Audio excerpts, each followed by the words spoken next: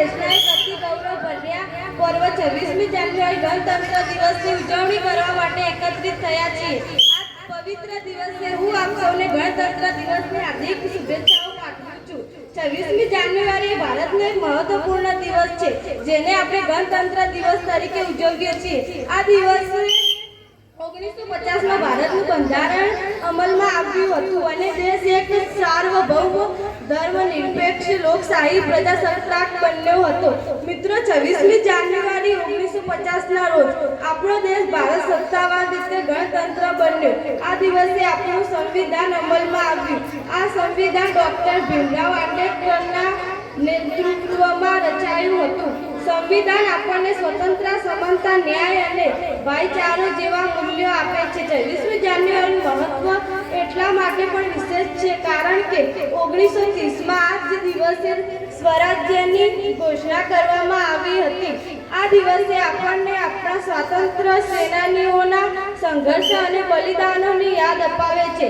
મહાત્મા ગાંધી, ભગતસિંહ, સુભાષચંદ્ર બોઝ, ચંદ્રશેખર આઝાદ જેવા મહાન નેતાઓએ દેશ માટે પોતાનું સર્વસ્વ અર્પણ કર્યું। આ દિવસે રાજધાની નવી દિલ્હીમાં એક ભવ્ય પરેડ યોજાય છે, જેમાં ભારતીય સૈન્યની ત્રણેય પાંખો ભૂમિ સેના, વાયુ સેના અને નૌસેના દ્વારા તેમની તાકાત અને ક્ષમતા દર્શાવવામાં આવે છે। આ પરેડમાં વિવિધ રાજ્યોની ઝાંખી અને સાંસ્કૃતિક કલાઓ પણ પ્રદર્શિત કરવામાં આવે છે, જે તેમની સંસ્કૃતિ અને વારસાને દર્શાવે છે। હવે હું આપ સૌને સમક્ષ ગણતંત્ર દિવસ માટે રચાયેલી એક કવિતા રજૂ કરું છું।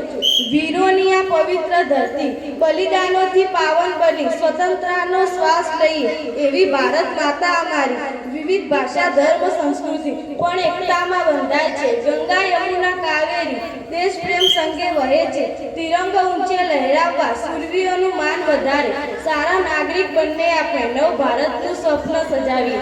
મિત્રો, ગણતંત્રનો અર્થ માત્ર અધિકાર નથી, પરંતુ ફરજો પણ છે। આપણું કર્તવ્ય છે કે આપણે દેશના કાયદાનું પાલન કરીએ, સ્વચ્છતા રાખીએ, શિક્ષણને મહત્વ આપીએ અને દેશની એકતા અખંડ રાખીએ।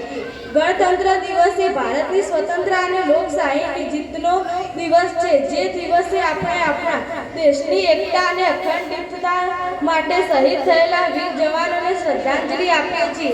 આજે જ્યારે આપણે તિરંગા ધ્વજને લહેરાતું જોઈએ છીએ, ત્યારે આપણા હૃદયમાં ગૌરવ અને દેશપ્રેમની લાગણીઓ જન્મે છે। આવો આપણે સૌ સંકલ્પ લઈએ કે આપણે સચ્ચાઈ, મહેનત અને ઈમાનદારીથી ભારતને વધુ મજબૂત અને વિકસિત બનાવીશું। અંતમાં હું એટલું જ કહીશ કે દેશ આપણાથી નહીં, પરંતુ આપણે દેશથી ઓળખાઈએ છીએ। ચાલો આપણે સૌ સાથે મળી આપણા ભારતને ગર્વ થાય એવા નાગરિક બને। જય હિન્દ, જય ભારત।